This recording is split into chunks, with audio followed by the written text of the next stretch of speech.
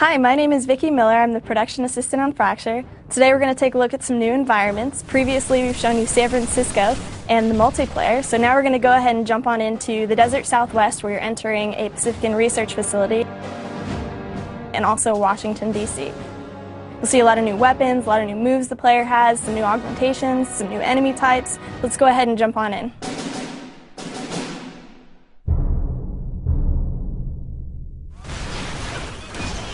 So here we are in the Desert Southwest, and it looks like we're fighting against a Sherman here.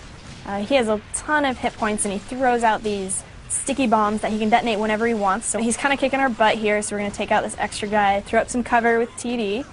And you can just peek up over this hill, take a few pop shots. There we go, we got him. And you'll notice that as he dies, he kind of explodes, and we took out some guys in the background.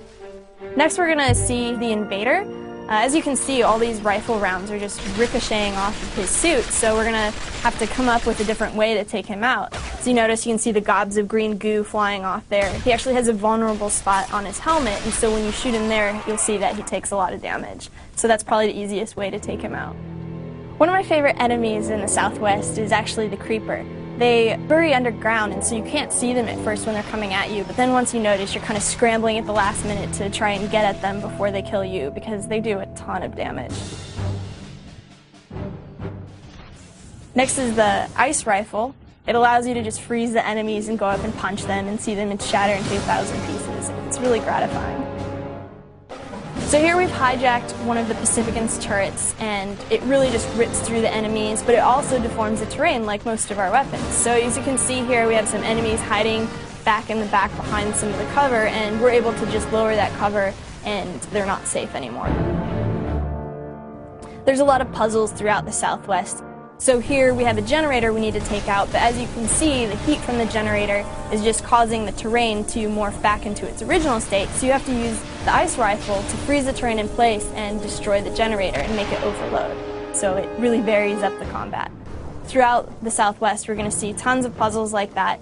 Another one we're going to see is actually using the Lodestone Rifle, and what it does is it sucks all Havoc objects in towards a single spot, and so you can use it to move these cranes that are located throughout the facility.